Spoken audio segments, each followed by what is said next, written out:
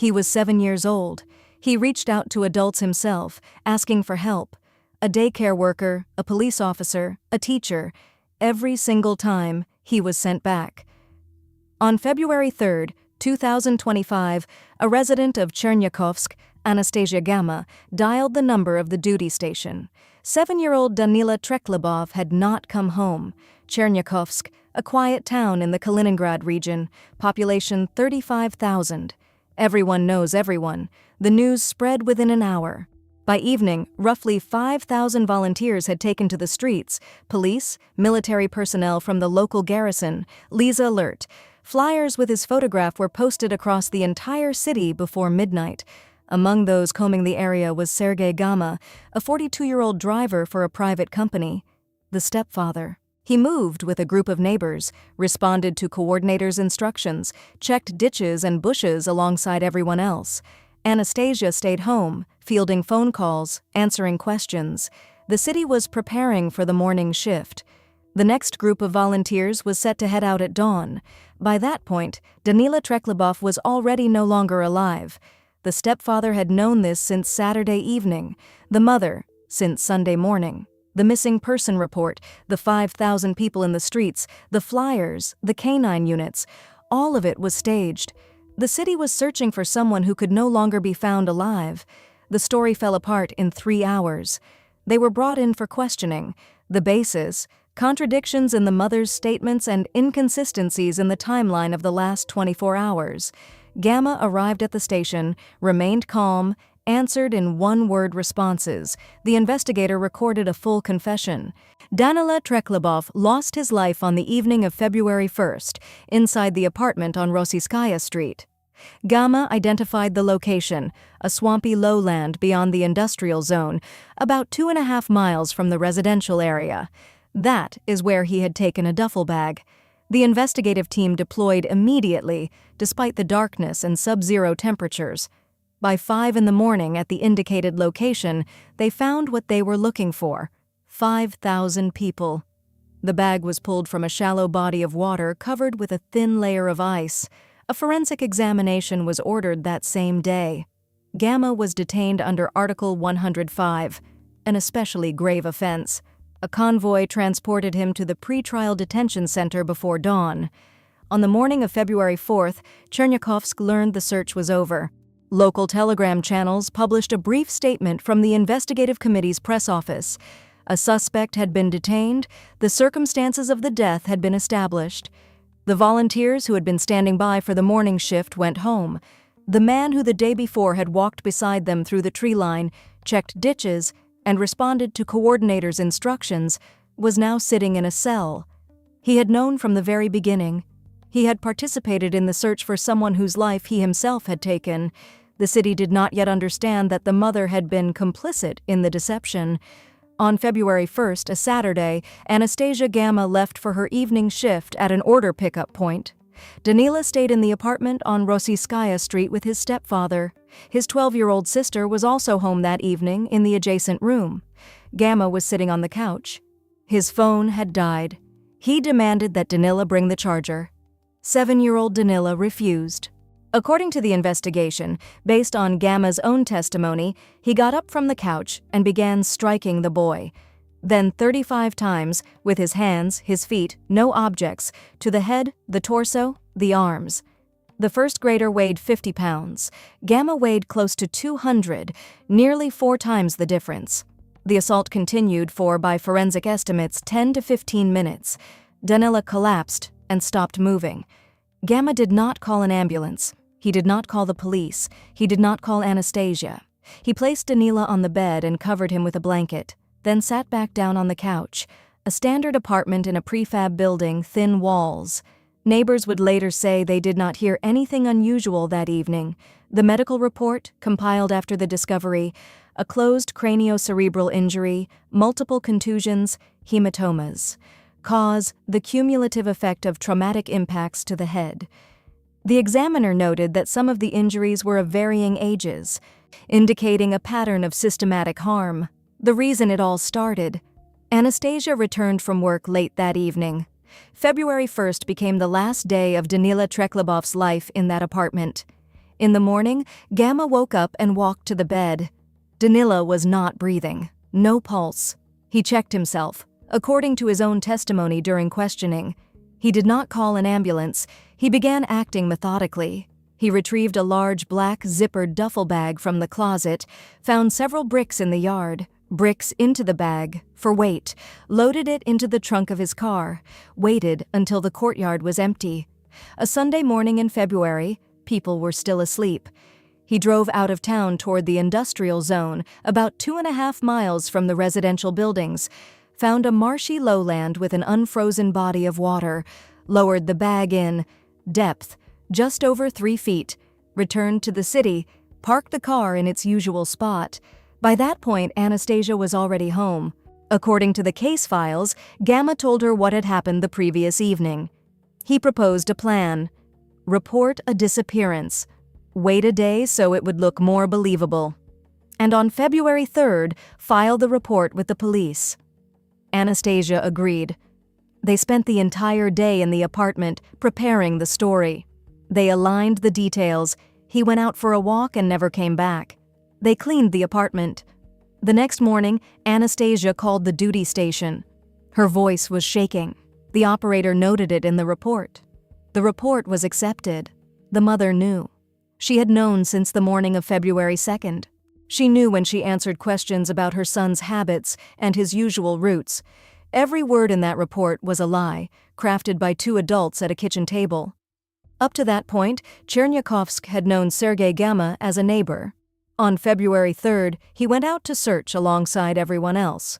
By 9 in the morning, the first group had gathered near the administration building, about 300 people. By noon, they numbered over 1,000. Liza Alert divided the city into grid squares. Each group was assigned a sector and a radio. Police deployed 6 patrol units and 2 canine teams. Service members from the brigade stationed in the city turned out at full strength. Approximately 80 personnel combed courtyards and abandoned warehouses. Volunteers from Kaliningrad arrived by lunchtime. 2 minivans, more than 20 people. Local business owners brought thermoses of tea and sandwiches to the command post. The photo, in a blue vest, with a slightly crooked smile, hung from every pole downtown. Sergei Gamma walked in a group of 6, checking the garage cooperative on Sportivnaya Street, looking into manholes, shining a flashlight. One of the volunteers would later recall in an interview, __, quote _0, __. By evening, the number of participants reached 5,000, every 7th resident of the city. Search parties worked until dark, some with flashlights. Gamma returned home around 8 that evening, along with everyone else. He went to sleep. 2.5 miles from the city, in the marshy lowland beneath a thin layer of ice, lay a black duffel bag. On February 6th, Chernyakovsk laid Danila Treklebov to rest. The casket was carried from the home to the cemetery, nearly a mile on foot, along Gagarin Street. Several hundred people came to pay their respects. People stood along the road in silence. Some held white balloons. School number 5 canceled classes. Classmates brought stuffed animals and candles to the entrance. The makeshift memorial remained until the end of February. The mayor of Chernyakovsk, Sergei Bulichev, addressed the cameras. Danila was 1 week short of his 8th birthday. His birthday, February 13th. Investigators found it during the search of the apartment, in the closet. That same day, a petition appeared on change.org demanding stricter legislation on domestic assault.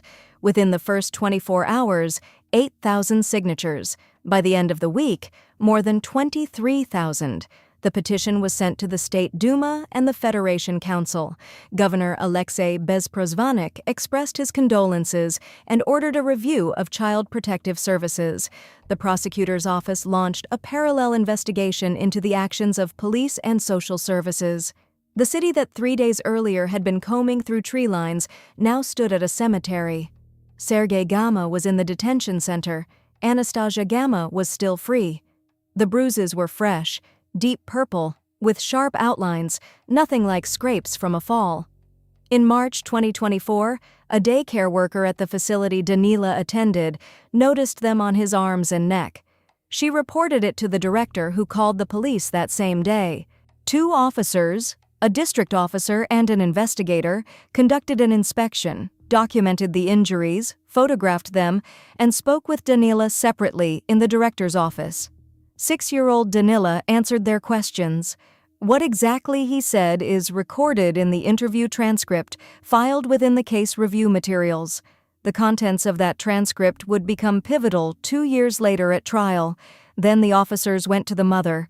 Anastasia Gamma came to the station, listened to the investigator, looked at the photographs. She was offered the option to file a complaint. She refused. She explained that the bruises were from playing outside, that Danila was active, that he fell often. The officers documented the refusal in writing. They completed a report, quote, the file was closed. Danila was returned to the family. The daycare worker never called again. She decided she had done everything she could by the end of the school year. 6 months later, he entered 1st grade. The bruises continued to appear through the end of the school year. 6 months later, he entered 1st grade. Sergei Gamma entered Anastasia's life in the fall of 2023. They met through mutual acquaintances. Within 2 months, they moved in together. Gamma moved into Anastasia's apartment on Rossiyskaya Street, where she lived with her 2 children, a 7-year-old son and a 12-year-old daughter from her first marriage. He worked as a driver at a private logistics company, a 2 days on, 2 days off schedule. Anastasia was 30, working as an operator at a marketplace pickup point, shift-based. According to the criminal case materials, the systematic assaults began almost immediately after they started living together. The investigation established the time frame, September 2023 through February 2025. 18 months. Both Danila and his older sister were subjected to regular physical harm, with hands and feet, sometimes a belt. The pretexts were mundane: didn't clean the room, didn't wash the dishes, talked too loudly. Beyond that, the investigation documented deprivation of water. Gamma would forbid them from drinking for several hours as a form of punishment. He intimidated them, threatened to send both children to an orphanage. He forced them to kneel in a corner, sometimes for an hour. Anastasia, according to the prosecution, participated equally. In some instances, she herself used physical force.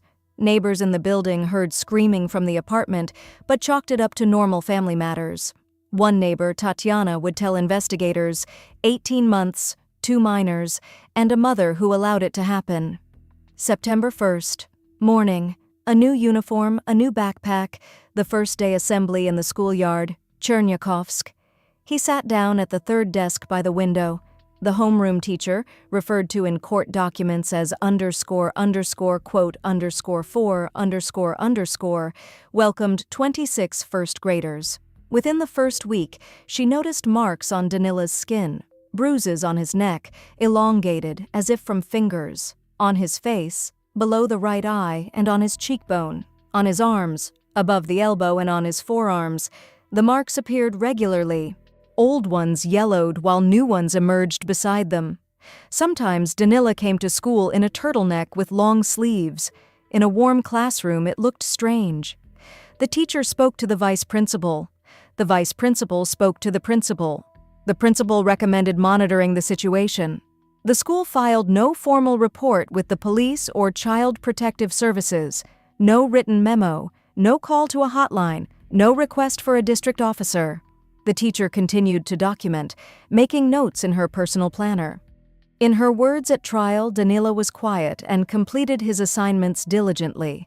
He did not complain to classmates, but the teacher stated plainly. He spoke openly during private conversations in the classroom after school, when they were alone. The content of those conversations would become the subject of courtroom examination. As of March 2026, the school knew. The school administration knew. The information had been documented but never passed along. Not to a single agency, not a single call from school number 5 was made, not to Child Protective Services, not to a crisis hotline. He continued attending classes with fresh marks until mid-December. Under the school's own policy, if a student is absent for more than 3 days, the parent is required to provide a medical document. Anastasia did not provide one. The school did not insist. On December 13, 2024, Danila Treklebov did not come to school. The homeroom teacher marked the absence in the register. The next day, absent again. 3 days later, the teacher called.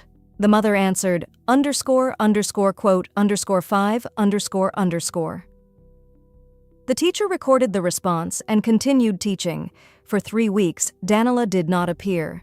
The teacher called twice more, once at the end of December, once in mid-January.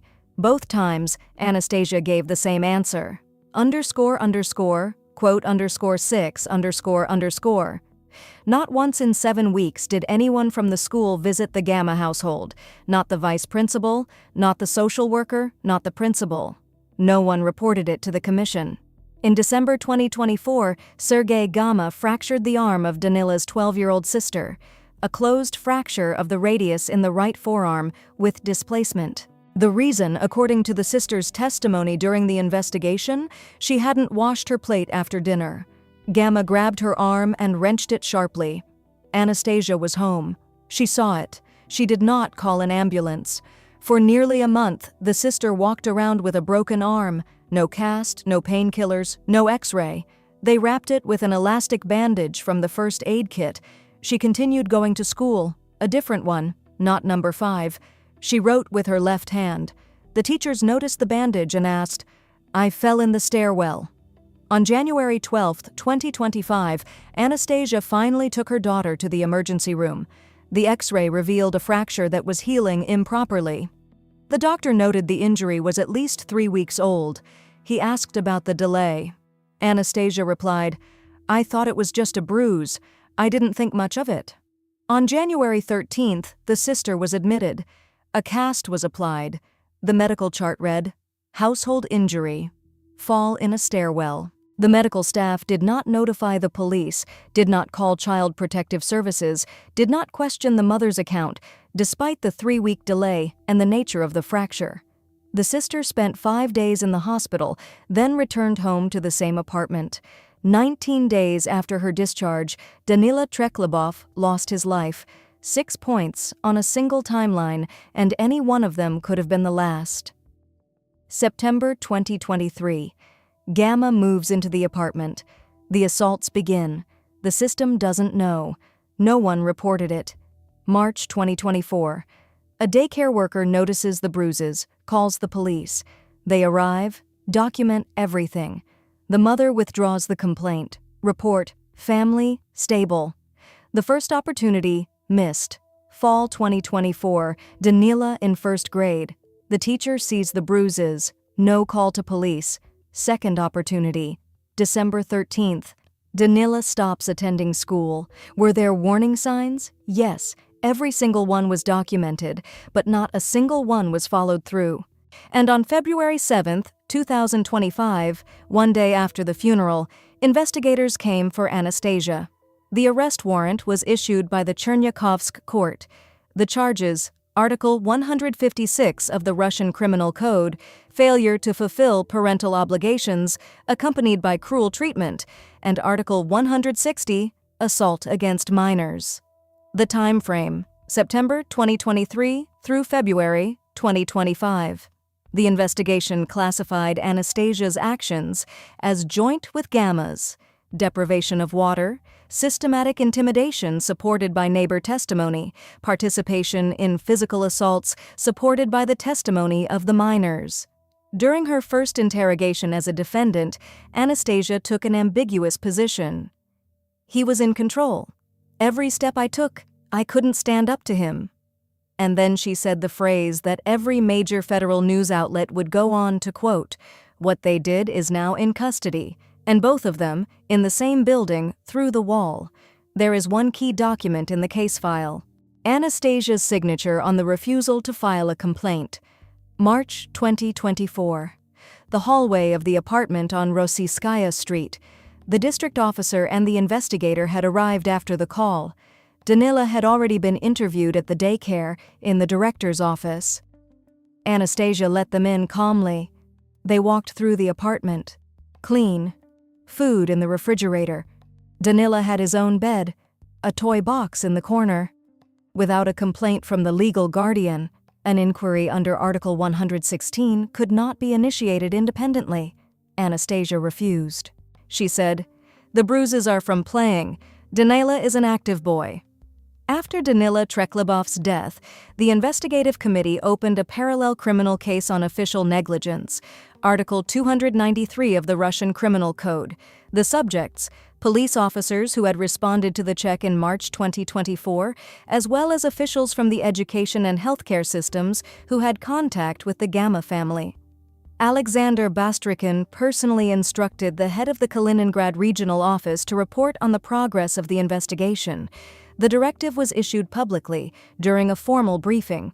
The Kaliningrad prosecutor's office initiated a review of the Juvenile Affairs Division at the Chernyakovsk District Police Department. The result was classified. Only the fact that the review took place was made public. By March 2026, 13 months after the case was opened, the negligence investigation had not been concluded. Not a single police officer had been held accountable.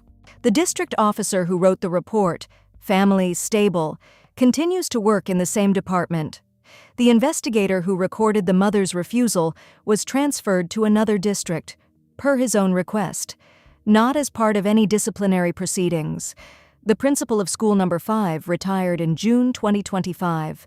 The emergency room physician in Chernyakovsk, who failed to report the suspicious fracture. In early 2026, the case of Sergei and Anastasia Gamma was transferred to the Kaliningrad Regional Court. Jurisdiction was determined by the severity of the charges. Presiding judge, Evgeny Baikov. Over 15 years on the bench. Specialization, grave and especially grave offenses. Hearings began in January. The proceedings were closed in the portions involving minors. Witness examinations were open, and the press was admitted. Gamma was transported from the detention center under armed escort in handcuffs. Anastasia, from the women's wing, also in custody, both in civilian clothing. During the initial hearings, Gamma remained silent, exercising his right not to testify. Anastasia answered briefly. Her defense attorney controlled every phrase. The prosecution called 32 witnesses. The teacher, the vice principal, the school principal, the emergency room physician, the Liza Alert coordinator, Danila's maternal grandmother. Each examination followed the same framework. What did you see? When did you see it? What did you do? And why didn't you do more? Journalists from Novaya Gazeta, Kommersant, and TASS transcribed the proceedings. Excerpts from the testimonies appeared in publications that same evening. Chernyakovsk followed along through Telegram channels and local community pages. New details. The court was methodically unraveling the chain, link by link. In March 2026, the homeroom teacher of Class 1B at School Number 5 was called to the witness stand. She was 38 years old with 14 years in education. She had been teaching in Chernyakovsk since 2012. The prosecutor opened with a direct question. When did she first notice marks on Danila? The teacher answered, in September, during the second week of classes. On the neck, elongated, resembling fingerprints, then on the face, below the right eye, later on the arms. They appeared regularly, at intervals of a few days. The prosecutor asked if she had documented them. The teacher confirmed. She had made entries in a personal planner, with dates and descriptions. The planner had been seized as evidence. Then a question about her actions. She reported it to the vice principal. The vice principal passed it to the principal. The prosecutor asked, "Did you contact the police on your own?" "No." "The crisis hotline?" "No." "The Child Protection Agency?" "No." She believed that reporting to the administration was sufficient. When the judge asked about a teacher's obligation to report signs of mistreatment, the teacher responded, she was aware of it in general terms, but believed that was the administration's responsibility. The examination lasted 40 minutes. The teacher spoke in an even voice, eyes forward. The prosecutor took notes, then read an excerpt from the transcript. Roughly once a week, starting in October, he would say it directly. "My stepdad hits me. He hits my sister too. I'm scared." The teacher confirmed those words, confirmed that she had heard them, confirmed that Danila referred to his stepfather by his first name, Seryoga. and described specific incidents: strikes to the head, to the back, being made to kneel. The prosecutor read the date of the first such conversation: October 14th. 2 days before he stopped coming to school, 2 months, at minimum 8 conversations. A first grader came to an adult and described what was being done to him, new details each time. The teacher listened, wrote it in her planner, passed it to the vice principal to the principal, and all of them to no one. Danila did the only thing he could. He spoke. He turned to the adult he trusted. He described what was happening, specifically with details. In the courtroom, silence fell. Judge Bykov removed his glasses and placed them on the desk. He looked up at the teacher and asked the question the courtroom would remember word for word. You see tears in the eyes of a 7-year-old. He tells you he is being harmed at home. Why did this not alarm you? Why did this not alarm you? A pause. The teacher sat behind the witness stand, hands on her knees, and looked at the judge. I cannot answer that question, Bykov repeated more slowly. You hear the specific words of a specific first grader, that he is being harmed at home. You write it down in your planner, and you don't call the police. You don't call Child Protective Services. You don't call anyone. Why? I reported it to the administration. I believed that was sufficient. Bykov entered the response into the record. The defense attorneys asked no questions, neither did the prosecutor. The examination was concluded. The teacher was dismissed. She stood, walked past the glass enclosure where Gamma sat, past the bench where Anastasia was seated, and exited through the side door. A journalist from Kommersant published the excerpt that evening. It went viral across federal news channels within 24 hours. According to a Telegram channel, that same evening she was seen at the Stary Zamok restaurant on Lenin Street, celebrating a friend's birthday. The examination ended at 2:30 p.m. The restaurant, at 7 p.m. Between those 2 points, 5 hours, March 2024, the office of the daycare director. An investigator sits across from 6-year-old Danila Treklebov. Interview transcript. Standard form. Question and answer. Danila speaks. Quote 1, 8 __. The investigator records every word. The transcript is filed with the review materials, registered, assigned a number, stored in the archives of the Chernyakovsk District Police Department. 6-year-old Danila Treklebov went to a representative of the state and said everything. He named the person responsible, described the actions, pointed to the pattern, and asked for help in the only way he could. They listened to him, they wrote it down, they went to the mother, and that is where it all ended, because the mother refused to file a complaint. The case was closed. Danila was sent home. That interview transcript is the only document in the entire chain where Danila spoke in his own words, not through a daycare worker, not through a teacher, directly to the state, on paper, with the investigator's signature. In the fall, he would say the same things to his teacher. She would write it in her planner. In December, he would stop coming to school. No one would check. The girl would be brought to the hospital with a broken arm. The doctor would not call the police. February 1st, 35 blows. Danila Treklebov did everything he could. Everyone documented it. Not a single one followed through to the end. The transcript with his words is in the case file. Volume 4, page 117. What do you think about this story? Write it in the comments. Hit the like button, subscribe to our channel. See you next time.